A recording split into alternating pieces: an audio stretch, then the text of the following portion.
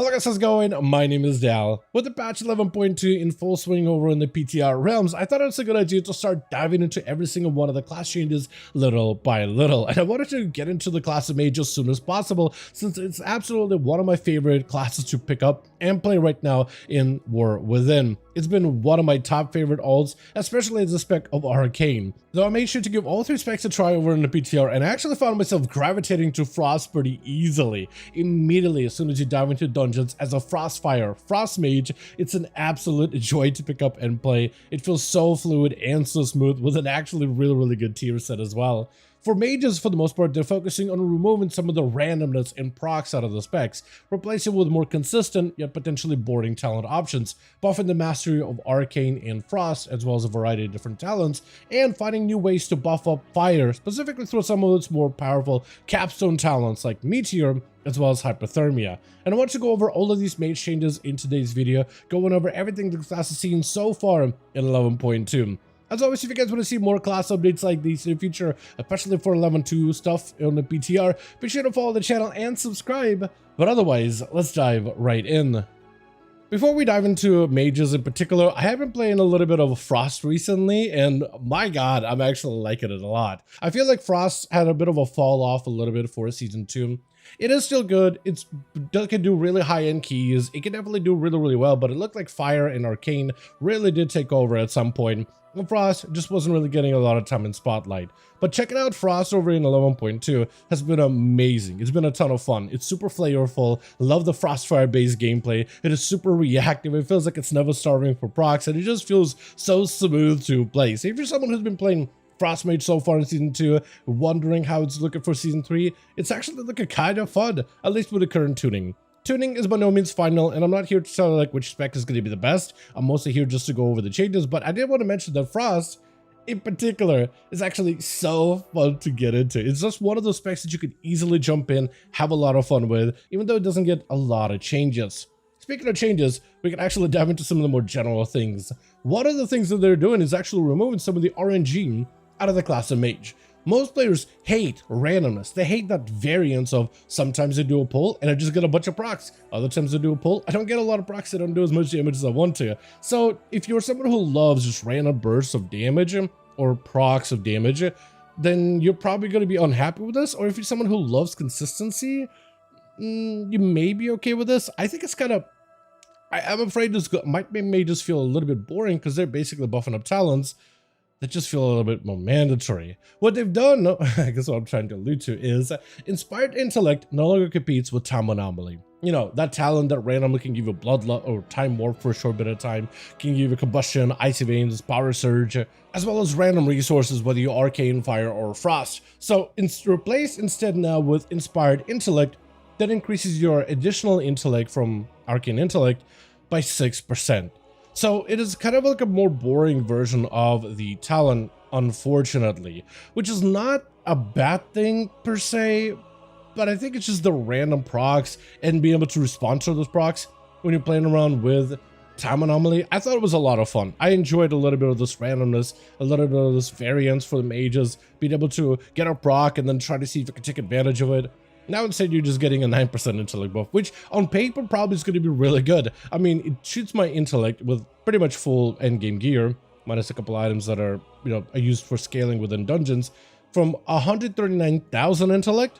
When I pop it, 144,000. So it's not an insignificant amount of intellect you're getting out of it. It's just kind of boring in comparison.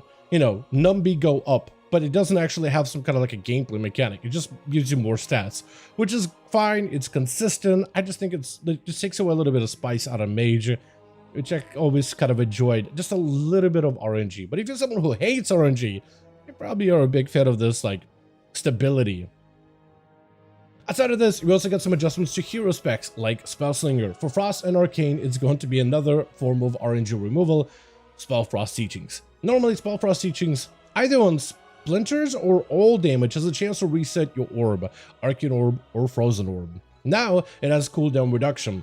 Arcane Splinters help reduce the cooldown of your orb, Frost Orb or Arcane Orb, by 0.5 seconds per Splinter, which is fine, and it makes it fairly consistent. It's probably going to be really okay, but as you can see, I'm using Orb, and I'll Barrage, and I'll Barrage again, and I'm getting procs of splinters, and you can see my orb is going back a little quicker.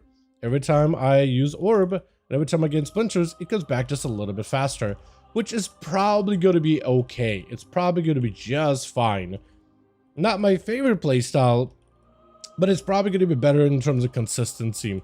I like the resets because I felt like you could just spam orb again and again and again and again. It was super, super fun for me. I really personally enjoyed it. But yeah, this is probably going to be a little bit better, more consistent variation of it. It's probably going to be just fine. Also, the talent of Splinter Orbs that buffs your Arcane Orb or Frost Orb damage, that has been increased to 25% damage amp instead of a 10% damage amp. So they're still trying to reinforce the whole, hey, use your orb as much as possible as a spell slinger. That's kind of part of your key mechanic. And now that you get the orb a little bit more consistently with Spellfrost teachings, it's probably going to be fine. But again, another way for them to remove RNG out of the class of Mage. From there, though, we got the spec of Arcane, which is getting a slight adjustment to its Mastery. Mastery of Savant, that does a number of things. Grants you a bit of mana regen, gives you a damage scaling for Arcane Blast and barrages with Arcane charges, also increases all of your Arcane damage. The felt of the Mastery for Arcane was just a little bit underwhelming, so they're buffing it by a little. Mana bonus increased by 10%. Arcane Blast bonus increased by 30%. Arcane Barrage damage bonus increased by 40%, and Arcane damage bonus increased by 10%.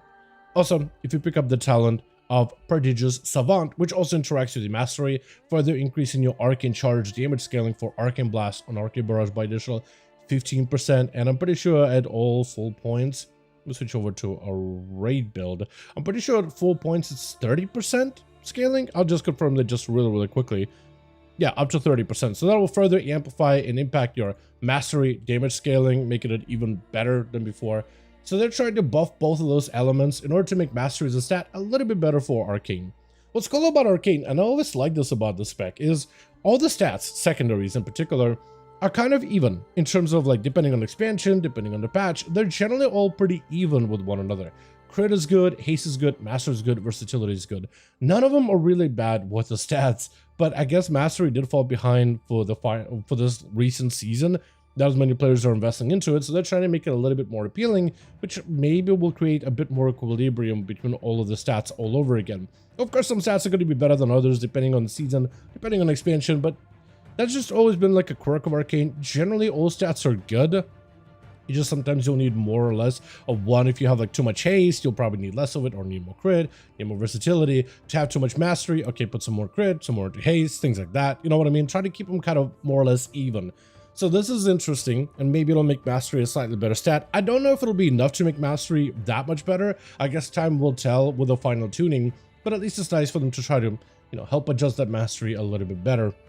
Otherwise, they also did a couple of quality of life things. Well, I guess depending on who you are, maybe quality of life. One of the things they did is increase the movement speed of Arcane Orbs. Let me switch over back to Mythic Plus build just so you could observe this change a little bit better. But they basically made it so that Arcane Orbs travel at a faster rate. So if you're a mage that plays around maybe like the sweet spot, going for ranged missiles, trying to get a bunch of barrages from a distance, you'll actually notice that your orbs are actually traveling a little bit quicker. This is a lot more noticeable when you're up close near the target, because you'll press orb, and before you can press your next global, you already have all of your like arcane charges immediately, which is very, very interesting for the spec. Normally the orb has a bit of a travel time, and you could get in the sweet spot where you could barrage, and then the orb hits the target, and then you get another barrage to follow after, and if that procs, you know, you could basically get like to the point where you're barraging to proc an orb, so you basically spam and barrage as an orb connects, which refunds all your resources, and then your barrage as another orb connects as you refund resources. That may become a little bit more difficult because of the travel time of Arcane Orbs is a little different now. You might still be able to find that sweet spot, and you can see I was able to find that sweet spot for a second there, but you may have to stand a little further back potentially if you're trying to, let's say, maximize this. You still could do some, you know, funky things as a mage for sure, but yeah, it's gonna either be good for you or bad, depending on what you were trying to do with your Arcane Mage. If you're just trying to play up and melee barrage as much as possible, you're probably not really going to notice that much of a difference, and you'll just notice that the orb just feels a little bit more reactive. Another change they did, another quality of life thing, like this one is actually quality of life though. The orb is a hit or miss.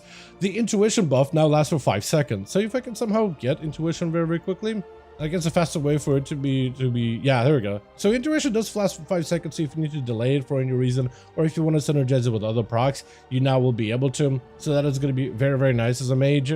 It's just a nice little quality of life adjustment. Definitely not something that I can complain about, especially since Cheers Up will now interact with intuition in a very unique way.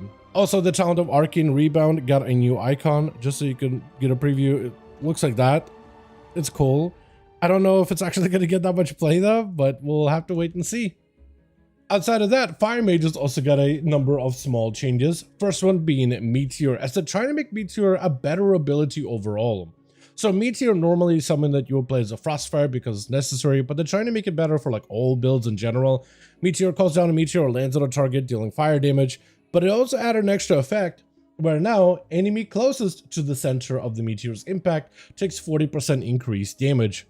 I'm pretty sure the original Meteor actually read, and let me double check this. Oh no, it didn't read like anything. Hold on a second. For some reason I thought maybe that was already an effect that was part of the game, but I don't think so. Maybe at some point in previous expansions it was, but I'm pretty sure Meteor used to do more damage to the target right in the center of its impact. But now it's changed up to the target closest to the center, so like in single target, it has a bit of this priority damage to it. But even if the target is like right outside of the center, but still on its impact, whichever target is the closest takes 40% more damage. I think it's essentially just a single target buff, more or less. It just so allows the Meteor to, even if it clips a target, if you just have one target in the center, they take a ton of extra damage from that Meteor. I mean, a 2 million crit is not that bad. So it is going to hit the target that's in the center the hardest. So in like an AoE situation, if you could drop it right on like a big target or on a boss, you can have some like funnel damage for it, but even if you end up hitting it in single target, as long as they're within the reticle, it's basically a guaranteed 40% more damage. This is actually kind of cool. I like the wording here. I like it. They made it so target close to the center Meteor takes 40% increased damage. Damage will be used beyond 8 targets. But if you have only one enemy that's getting hit by Meteor, it should also still take 40% more damage, right? Because I hit this enemy on the edge, but I guess I could try it again and try to hit right in the center if at all possible. Right in the center. Pretty sure the damage should be about the same. This time it didn't crit, so I guess maybe it was a little different. But maybe we'll need to get a double check from Blizz, because this sounds like the closest enemy to the center will take 40% more damage, but if you just have one target get hit by it, they just take 40% more damage anyway. So it's better for single target, has a bit of this focus priority damage if you can land it on a target, but just having any target in an AoE take 40% more damage is probably going to be very, very good. Gonna try it again, putting it on the edge of the Meteor, and it still does a lot of damage. Why is it critting here? But I put it on the edge for 1.9 million. Almost 2 mil. While I put it in the center and it hits for like 800,000. There's definitely some math going on here that just ain't mathin'. Either way, it seems like a buff for Meteor may make it a little bit better. Definitely I think boost Frostfire just a little bit though. Now another effect that's gotten buffed up is actually Hyperthermia, which is a little bit harder to proc. While Combustion is not active, consuming Hot Strike has a low chance to cause all Pyroblast and Flame Strike to have no cast time and be a guaranteed critical strike for 5 seconds. However, they added a bonus effect for this ability. Each cast of Pyroblast and Flame Strike during Hyperthermia increases the damage of Pyroblast and Flame Strikes by 15% up to 150. So now it has a bit of a scaling component. When you play around with Sun Fury, when the Phoenix fades after you press Combustion, you summon it, it fades, it actually grants you Hyperthermia depending on how many orbs the Phoenix consumed when it was initially summoned. So you can actually have a pretty decent uptime of this duration and more guaranteed uses of Hyperthermia with its damage scaling and ramping, which I actually kind of want to try out right now. So when I have the Phoenix up, this is going to do as much damage as I can while the Phoenix is active, and then see if I can get myself that Hyperthermia buff. I'm watching carefully for when this thing disappears, and I'm ready to cast Pyroblast as soon as I can, just to see that damage scaling. 1 Pyro, 2 Pyro, 3 Pyro. And you can see it is scaling little by little. Yeah, there's the buff right here. So you can definitely get it to 150 pretty easily with that Phoenix. Oh, wait, you're actually blasted. Look at that thing. I like it. I like it a lot. That's actually really fun. So basically, I think it's one of the things that encourages you in Hyperthermia just to spam 2 of those abilities as much as humanly possible, but also to make the Hyperthermia playstyle a little bit better as a capstone. So not only the buff in Meteor, which directly buffs up Frostfire, but now they're also buffing Hyperthermia, which directly buffs Sun Fury, which is really, really cool to see. I like this ramp up effect, and I think with certain talents that are really heavy into Pyroblast potentially, this could be really solid. Also, I like how there's ability for you to go Flame Strikes instead if that's what you're looking for, and I feel like with talents such as Unleash Inferno, where you go for combustions, or whether you go for Pyroblast or Flame Strikes, that helps reduce the cooldown of your combustion. I think that's also going to make this talent a little bit better as well. A couple of new talent changes for Fire Mage. Very small on our own, but the trickle effect they could have for some of the different playstyles, I think, is pretty awesome and pretty massive. And finally, we have the spec of Frost, which is a ton of fun right now, even though it doesn't get a lot of changes. The one thing they've done for Frost Mage so far is updated their Mastery of Icicles. The Mastery Icicle does a bunch of things for you. Casting Frostbolt, Ice Lance, or Flurry grants you an Icicle. Casting Ice Lance causes the Icicles to be unleashed, dealing frost damage. Frostbolt and Flurry have a 50% chance to generate 2 Icicles. I think it's because of a talent. Up to 5 Icicles can be stored in, and then can be automatically launched, or you combine them into a big Glacial Spike. Also, increases the damage of Frozen Orb, Blizzard, Common Storm by 37%, and the damage of Lance, Glacial Spike, and Ray of Frost by 25%. So your Mastery buffs like a huge portion of your kit. There's a lot of abilities that just amped up. I almost think you should just rewrite the Master to be like, you generate Icicles, and all Frost damage abilities deal X amount of damage, I feel like, at this point, because they like literally outline every single skill in here, minus like maybe 1 or 2 potentially.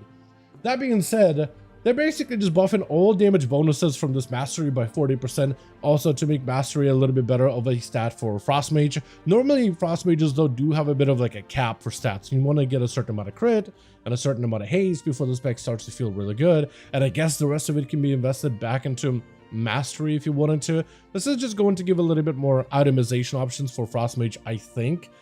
But I also feel like maybe they should just write this thing just to be like, okay, keep the Icicle thing and just buff all your frost damage by X amount. I think that would maybe make it a little bit more consistent. But they're buffing very specific abilities from one Mastery, but buffing others by a different amount from another. So it's like, I feel like it just makes things a little bit more complicated. At this point, just buff all frost damage by X amount, and I think it'll probably be even better than it is right now.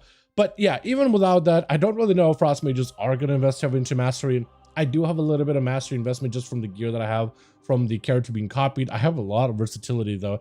Maybe too much haste, not enough crit potentially, but the damage of Frost Mage right now in PTR does feel really good. Although a lot of it does feel better as Frostfire compared to Spellslinger. I tried a bit of Spellslinger, I get what they were going with it with the tier set, but I really am enjoying Frostfire more than anything. I feel like that together with some of the procs, some of the damage and abilities, plus the tier set that really complements it, it's a lot of fun. Frostmage feels super impactful and very fluid to play right now, which is pretty awesome. Maybe this Mastery change will adjust your stats, secondary stats, redistribution in one way or another. I really think maybe this should just simplify it, but to each is their own. Frost Mage, if anything, does feel pretty good to play for now, and hopefully it will stick around and feeling pretty good all the way into the release of Season 3 content. But with that being said, as always, I do want to thank all of you guys so much for watching, and hope you guys did enjoy the video. If you did enjoy it or found it informative, go ahead and give this video a like. I would very much appreciate it. Also, join our Discord community, especially if you just want to keep up with any of the major class changes that appear on 11.2 PTR Realms. Let me know your thoughts, what you think about the mages in the comments down below. And as always, I'll see all of you guys in the next one.